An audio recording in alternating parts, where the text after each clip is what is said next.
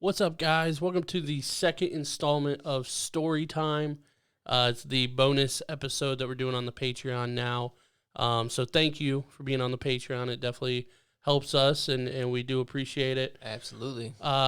Be on the lookout for an announcement tomorrow on the episode on Tuesday. There's kind of a surprise in there that I think you'll like. So, but with that said, we're going to do Story Time. And I think we agreed that I go first. Yep, you got it this time. Okay, so for my story time is a time, one of many, when I probably should have been arrested. Oh, jeez. And I wasn't. Great. I wasn't. So it's all good. This is probably, I think it was 2011, St. Patty's Day. St. Patty's Day, 2011. This was when I got my first house. I got it the summer before, and we'd been throwing mad parties. Okay. You know, almost every day, every other day, right, for like months. Basically, it was all bad. But St. Patty's Day party wasn't even planned. My buddy Garrett, who actually is a Patreon member, he's hit me up that day and said, "Hey, it's St. Patty's Day, you should have a party." And I said, word. So I get out my phone, type out a little message that says, "Hey, St. Patty's Day party, BYOB." Or I think I always said, "Bring your own fun stuff." Just whatever people wanted it to be. Bring your own fun stuff, and we'll have a good time. And I don't remember how many people I sent it to, but a fuck ton. Sent it to a fuck ton of people. Had a fucking massive party. Said be there at like 7 or 8 or whatever. Huge party. Jello shots. Cases of beer, liquor, assorted other fun items. There was a lot of stuff in the house. I would say this house was a 2-bedroom house with a basement. Not a finished basement or anything, but it was like cement, and you could go down there, and we had like beer pong set up and stuff. I think we had 3 beer pong tables set up. Damn, having some championships. Yeah, and at one point, I remember it being like a concert, basically, and you'd have to hold your beer up and like wiggle through people. Yeah, that was the basement. And really the whole house, kind of. Yeah. There was so many people that I didn't even want to be in the house.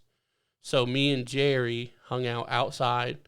There's people all over the porch, all around the house, all in the garage, the loft. It's like a frat house. All that kind of stuff. Dude, it was massive. We, just to kind of put it in perspective, the next day, we made a list of all the people that we remember seeing there. Of just like, oh yeah, we saw him here, and he was here. And then for a couple people, we were like, well, she was here and she brought her 2 friends. I don't know who they were, but, and they were on the list. And the list was 105 people that we could remember. Jeez. And basically confirm that were there at some point.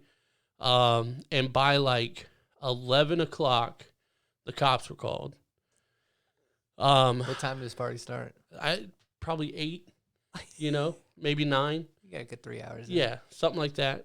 And I just remember I'm wearing my new hat. It's a white snapback hat with a green bill, green strap right here, and it just says Lucky right here in green. The whole hat's white, and then a 4-leaf clover on the other side. And it was definitely a lucky night because me and Jerry are outside just posting up by my car, and we see 3 cop cars pull up. I'm like, fuck. And I'm 19 at the time. Shit. I'm 19 at the time, yep. And so they pull up, and we're outside, and I'm like, I guess I got to go, meet them. They're here, obviously. Right. And I don't know what's going on inside, so I'm going to try to meet them out here as much as I can. So I walk down the driveway. I'm respectful. I said, "Hello, officers. How's it going?" They're like, "Is this your house?" I said, "Yeah." And they're like, "Well, we've had several complaints about the noise and all that kind of stuff. And, you know, I'm like, I understand. And they're like, how old are you? And I was like, 19. And he's like, okay. You know, just kind of knowing the situation. And he actually started to walk up to the house. And by this point, everybody's yelled like cops and stuff, and people are running from the house. And the way the house worked, from the kitchen, you could go to the garage, right? And then when you go out there, there's a little platform with another stair set. Okay. And you'd go up to the attic from basically the garage. But it's like a loft. Yeah. So there were people up there too. And it's basically the full length of the house and stuff. And he shined his flashlight through the window of the garage and said, you literally have people falling from your ceiling because they're trying to jump down from the loft and get out the door of the garage to run. And I was like, okay, like, I don't know, you know. And they basically walked into the house, and Jerry was there. Everybody was fucking there, but Jerry was there. Jerry's sober, right? He's the only sober one in this party, and he's just sitting on the couch. The cops just see everybody running, people falling from the ceilings, his words, and he goes in the house, and Jerry's just sitting there. Just chilling. And he goes, where is everybody? And Jerry's like, I guess they're hiding. Like, I don't know. Like, you know, what do you say? Right. And he's like, all right, well, I need you guys to round up everybody and bring them in here, right, into the living room. So we're like, hey, guys, come out, you know. And, dude, every door you open, the whole room is full of people just, like, scared. We're like, you know, come out here. And the fucking living room looked like a fucking movie scene, because there's me, 2 cops, and then just surrounding everybody in a circle in as much room as possible. Everybody's just standing there. And the cops are like, you know, we know what you guys are doing. You know, it's obviously got an odor in here as well. And it is St. Paddy's Day. We got other stops to make. He said, but you guys all need to find rides home, like right now. And if you drive home and I catch you and find out that you came from this party, it's going to be really bad for you. Shit. But, and he's like, you know, other than that, guys, you know, have a good night, be safe. And I walked out. And I was like, fuck. Thank God for holidays like that, right, dude. Right. Because like I said, I'm 19. We had people there that were definitely under 18. And I think somebody brought like a 16-year-old too. Shit. Yeah. But we had people from, I guess, anywhere from like 16 years old to like 25. And it's my house. I'm underage. You know, everybody that's overage could have been charged for contributing to minors. Yeah, whatever it was. So, yeah, I mean, I got fucking lucky that night. Like I said, over 100 people that we remember. And, yeah, so the luck of the Irish lives on. And, I mean, I don't know what could have happened, but it could have been all fucking bad. We actually... Everybody was looking, actually, for my buddy Garrett, to bring him back up again, after the party. Everybody's like, hey, you know, have you guys seen Garrett or heard from him? And we're like, no, he must have ran or whatever. And they're like, well, we were his ride. It's like his best friends. Like, we're all a pretty close group of friends. And we're like, no, we didn't hear from him. And, like, his phone must be off or whatever. So they hang out a little while. Eventually they take off, trying to contact him. His phone's ringing, but he's not answering. They're like, well, we'll see. We know they didn't arrest anybody, but we don't know where he's at. So he'll show up eventually, though. And so there's probably like 8 of us that still stay, hang out, try to like wind down for the night. And then fucking an hour and a half later, Garrett comes walking through the door. And he's like, where is everybody? And we're like... What do you mean, where is everybody? And he's like, it's only like midnight. Like, where's everybody at? And we're like, the cops came. And he's like, what? When? We were like an hour ago, dude. Like, where have you been? Like, everybody's looking for you. Like, what have you been doing? He said, I was sleeping on the neighbor's tree in the front yard. He's like, what? Yeah, and like, so he was like leaning up against the neighbor's tree, like sitting down, but his back on the tree, right. And just was sleeping, I guess.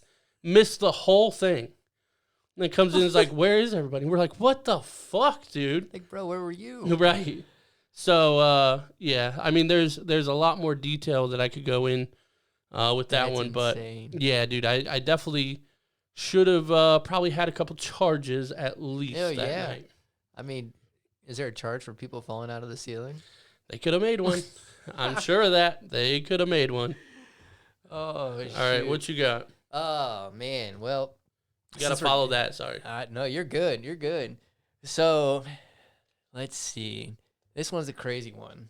It ended up with stitches, actually. So, okay. It was OSU versus Michigan, and I'm gonna get a lot of hate for this. I know I am. Oh, yeah. But I am a Michigan fan. Bow. I see. Look, hate already. But it was the year. I think it was 2011 when Michigan beat Ohio State the last time, like 9 years ago, almost a damn decade. Doesn't even matter. It doesn't. But it was cool. When we won. Whatever. So I was watching it at the house. I had my Michigan shirt on, and I'm smart. I'm a smart Michigan fan. Are you sure? That I don't go out and like gloat about it, especially if we win. Right. Because I live in Ohio and shit gets crazy. Yeah. So I lived in Gallion, and I was texting my buddy the whole time. We had a bet going on, and obviously I won it. But I was like, look, dude, for your loss, I'll go buy you a beer. So we went to, I forget where it was in Gallion. But we went there, and the one beer ended up to be like 2 tall glasses of Sam Adams and like 4 or 5 shots of Patron. Of course. So, we were pretty lit. And I go up to pay for the tab at the bar, and this guy's just eyeballing me like crazy. Do you have your Michigan stuff on? I had my Michigan shirt. But again, I wasn't like, oh, yeah, fuck Ohio State and all that stuff. Like, I just all nonchalant, like, hey, I'm just buying my buddy a beer. Right. And this dude just keeps looking at me and just keeps staring at me. Yeah. So I'm finally just like, dude, you got a problem? Right. Like, straight up.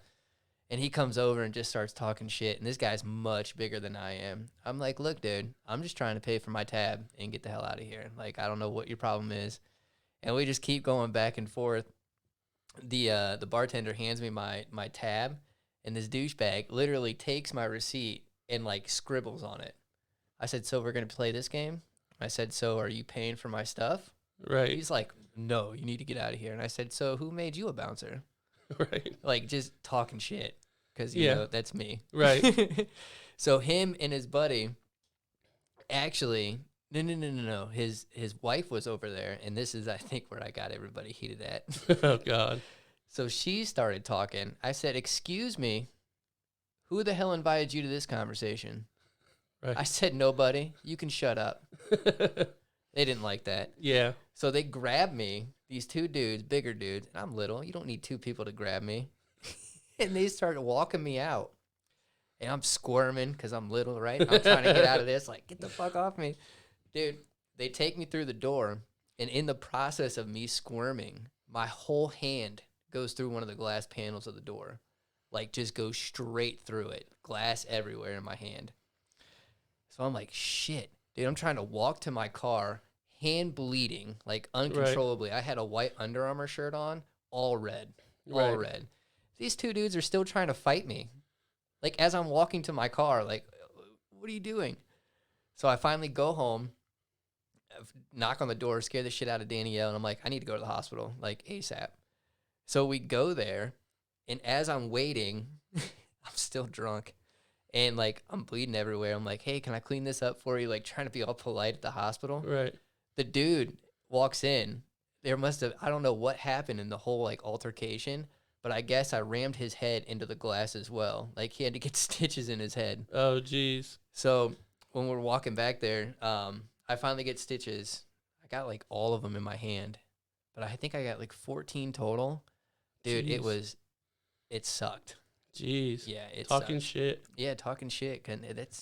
One of the downfalls about being little. I was didn't gonna have say a big friend with me. I was gonna say that was something we could have brought up last week because, I don't know who has the worst mouth, me or you, as far as talking shit to people. Yeah.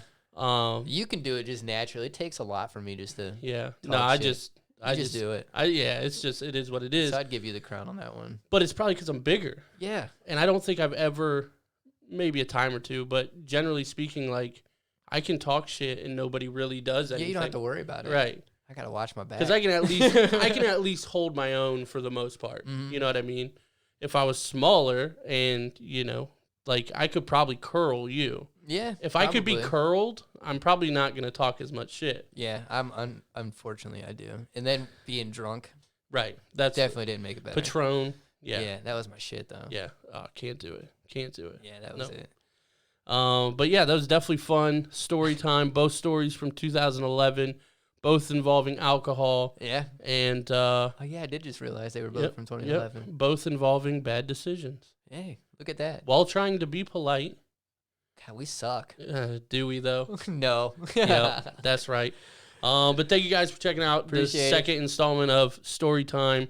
And again, check out that episode tomorrow on the Patreon. There's a big surprise. So, Yep. thank you guys. Thank you. Have a good night.